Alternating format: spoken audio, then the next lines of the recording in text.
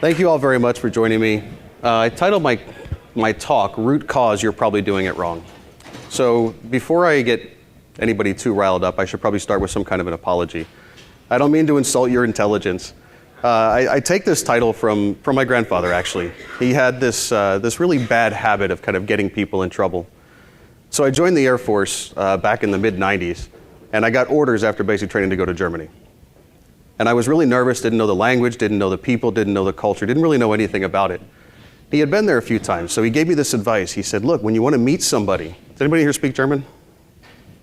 Way too many. He said to me, whenever you meet somebody, tell them, ich möchte dein Badewasser trinken.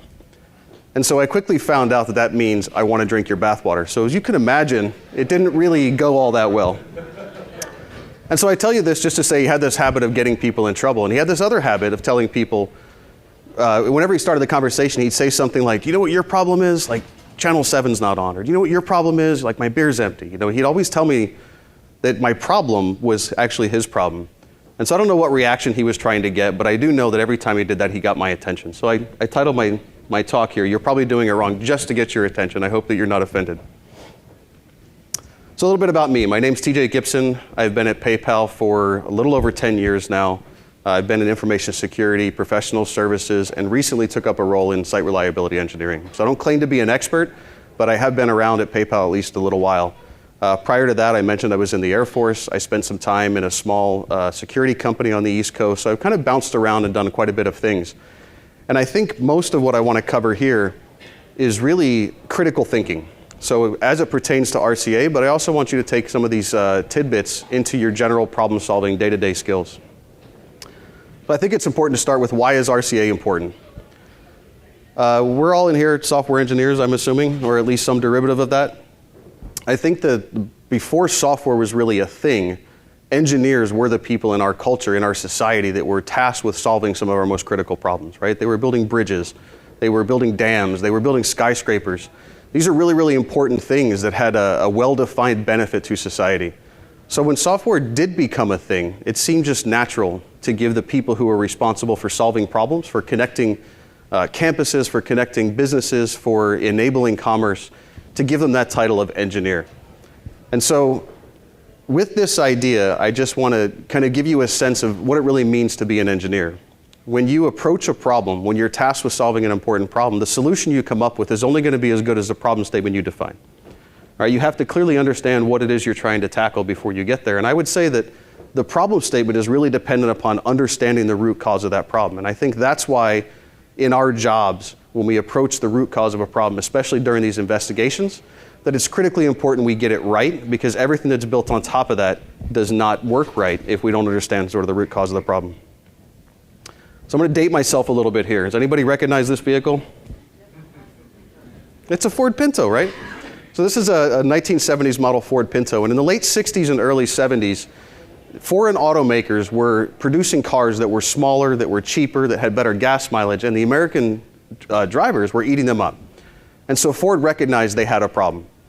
And so Lee Iacocca, the president at the time, went to his designers, to his engineers, and he told them, I want a car yesterday that costs less than $2,000, that weighs less than 2,000 pounds. And in an industry where the average time from initial design to an automobile being available to the public was about 42 months, Ford's designers, Ford's engineers were able to solve this problem and deliver this car in 25 months, right? Almost half the time. And it came in at 2,015 pounds curb weight and $1,850. So by all measures, you would say that this thing was a wild success. But I think if anybody knows the story of the Pinto, they had this really weird habit of like catching on fire, right? It kind of caused problems. And I don't mean to belittle the life lost. It was a serious issue. But they seemed to overlook this. President of Ford, prior to Lee Iacocca, was actually involved in an automobile accident in one of Ford's vehicles, and it caught on fire. He was able to escape, but he went on to advocate for better fuel tank safety standards. And he did this in a lot of places, but by the time Lee Iacocca had come around, this idea of fuel tank safety had kind of gone by the wayside, that people had forgotten about it. So I just give you this example just to call out that root cause, identifying our problem statements, and delivering a solution really is important. So I think the first thing to understand, if anybody, again, dating myself, does anybody remember the show Dragnet? Right, the chief character, Sergeant Friday. What was his kind of famous line? Hint, right? Just the facts, ma'am. He would interview witnesses and he would always get to them and say, hey, this happened. I just want the facts. Everybody wanted to tell their story. Everybody wanted to give them an explanation. They wanted to understand or wanted to convey to him the emotions involved in why things happened and who did something, what was their motive. But I think when we approach an RCA investigation, it's important that at least in the beginning phases, we avoid that as much as possible. We've probably all heard this 5 whys, right? And there's a place for that. But if you do that too early, you end up not gathering information in the way you ought to. This kind of leads into this one, avoiding assumptions. We heard over and over again the past couple of days, you've heard it over and over again in your life. If you assume something, you make an ass out of you and me, right? It's a bad deal. So I want you to think about an RCA investigation where you've sat down and you have somebody who's in the room, especially somebody that's been around the block, somebody that's been there forever. They have a tendency to jump in and kind of explain why something happened. But human beings have this really bad habit, it's actually called confirmation bias, this bad habit of looking for information that confirms what they're looking for, right? So in the case of like a police officer, you imagine you're one of them and you're driving along and it's late on a Friday night and you see somebody maybe swerving a little bit, maybe they're going too slow, maybe they're going too fast. And so what do? You pull them over, right? You think, hey, that guy's been drinking, that girl's out of control, we've got to get them stopped and get them off the road. And so you walk up to the window, and what are you looking for? Right? You're looking for red eyes. You're looking for certain speech patterns or maybe motor skills, right? They're fumbling with their wallet. And of course, you find these things, so you arrest this person and take them away. That might not be the whole story, right? You missed the inhaler. You missed the allergy medication. You missed the fact that it's late at night and that person may have just been, I don't know, called out, paged out to fix some site issue, right? So it's not to say that drunk driving is okay or that police are bad or that they always get this wrong, but the power of assumptions and our confirmation bias really can play into an RCA in a negative way. So what do we do about it? I would just say it's a pretty simple thing. It's hard to do, it's simple to say. I would say look for and give extra credit to any contradictory evidence you find. Right? If you see something that would seem to contradict your preconceived notions or what you expected to find, give it a little bit of extra time and attention. There was a Microsoft executive who I watched a video just, a couple of years ago. And he had this process he would go through when he was solving a problem. And he would pull his team together and they would have this debate about what are the problems we're trying to solve and give me some ideas about how do we solve these things. And he had this habit of pointing somebody out in the room and saying, it's your job to play devil's advocate. It's your job to contradict a story. Whether you agree with it or not, play the devil's advocate. And so that might be an explicit thing that you could do during these investigations to maybe call out some of these assumptions or at least bring them to light. This one comes from Little League, Pee Wee football, right? Whatever sport you might have played. The coach is always saying there's no I in team. And I think in RCA, it's a true statement as well. Albert Einstein had a quote where he said, intellectuals solve problems, but geniuses prevent them.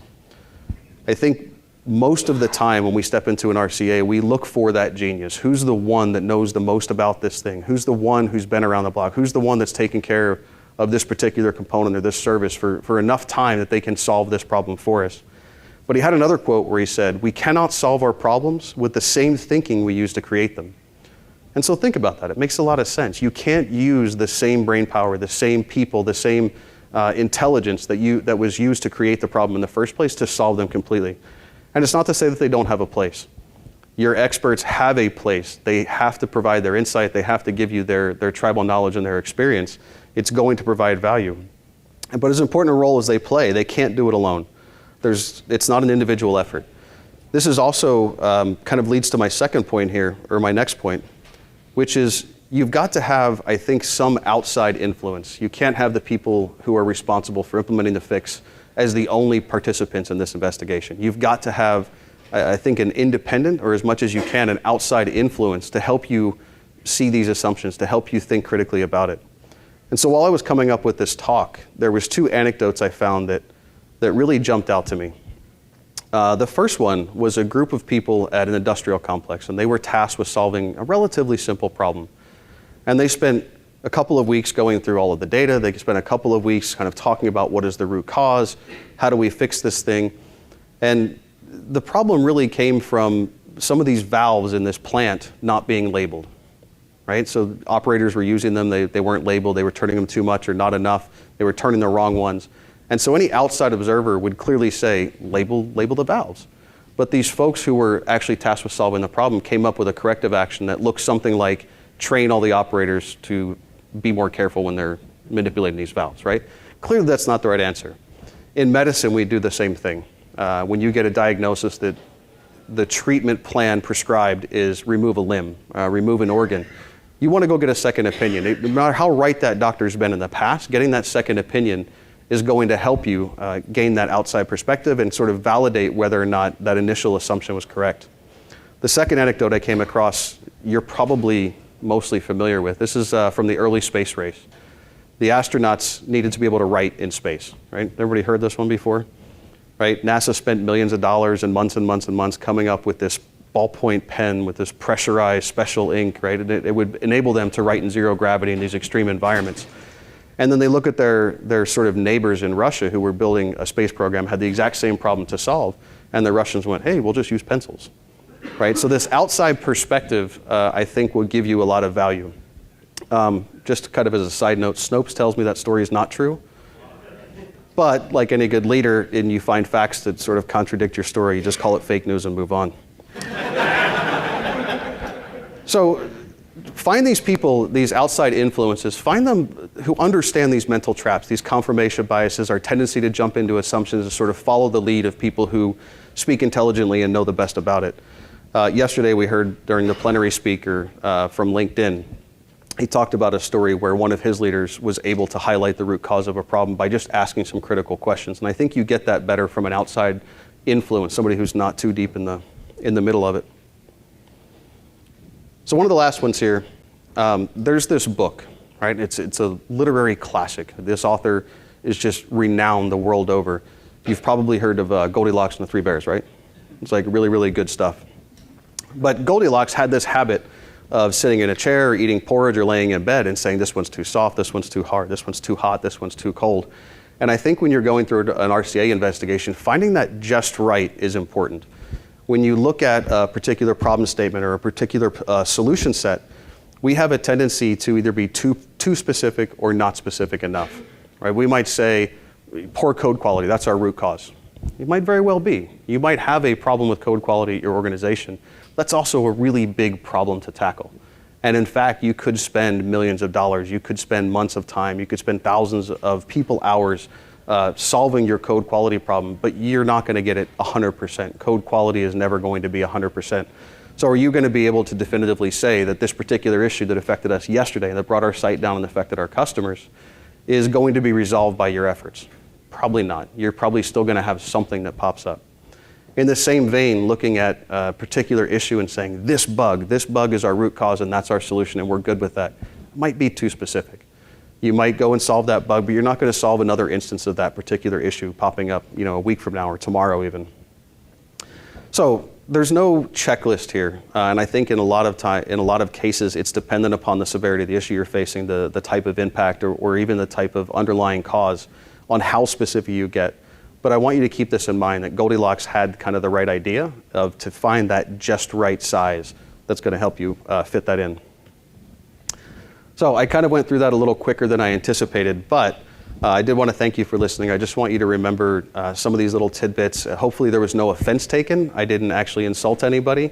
But just bring a critical mind to any of these RCA investigations you do, and I think even problems outside of RCA that you might be facing, if you can approach it with these little tips that you all probably already knew, I think you'll end up with a better result in the end.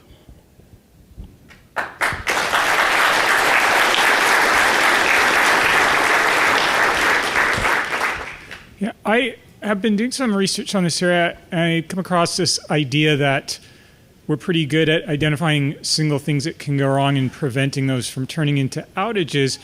Therefore, all outages occur from interactions of multiple things in unplanned ways. And this is known as the myth of the single root cause. And from this viewpoint, they say it's destructive to look for the root cause because you'll find something. It's like, it's that guy. He's right. The single root cause. Pile on him. and that you kind of go in a different direction. So rather than turning this to a long rambling comment, I'll just stop and ask you to respond to that. No, I think you're absolutely right. I think I was reading a book recently, and the author was talking about some pretty big problems, right? Poverty, famine. And he mentioned that, if you really look at it, you could say that poverty is caused by a lack of money, or famine is caused by a lack of food. And while those things are true, there's more to it, right? There's an economic, a political, an environmental sort of thing that goes into it. But to your point, I think it goes back to the confirmation bias, right? You sort of find that smoking gun, and you sort of jump on that and say, that's our problem. And you miss some of these ancillary things that are going on. You miss some of the systemic or the process or the bureaucracy or whatever it is in your organization that leads to those problems. And they're absolutely worthwhile to call out. And I think that's where, specifically here, the idea of an independent observer, an outside observer, somebody who's not too deep in the weeds and can call out those things and ask those critical questions, I think that'll help you sort of get to the heart of some of those. Does that help? All right, I guess no more questions? Yep, one, sorry. Do you have thoughts on how to set up feedback loops to train how to do better RCAs, to know where we're running into problems, where we're being too specific or too vague? I think that's the value of the independent observer. If you have a team that's responsible, or even an individual in a smaller company that's responsible for doing that, that's the right place to focus some of that training. And I think a lot of it is psychological more than it is technical, right? It's being able to look at these things critically. And if you have that independent team and they're trained in these sort of mental traps that we all have a tendency to fall into, that's where you're going to get the most bang for the buck. If you try to do that feedback loop too wide, you end up with attrition causing you problems. You've got to continually do that training. You end up with a level of competency that you acquire in some of those individuals. So it's not to say that you shouldn't encourage that feedback loop, and you shouldn't give people insight into where they might be falling or what these mental traps are. But if you can focus that in one place and sort of task them with driving that conversation, I think you'll be a lot better off. Thanks. All right. Well, thank you very much. I apologize for going so quickly, but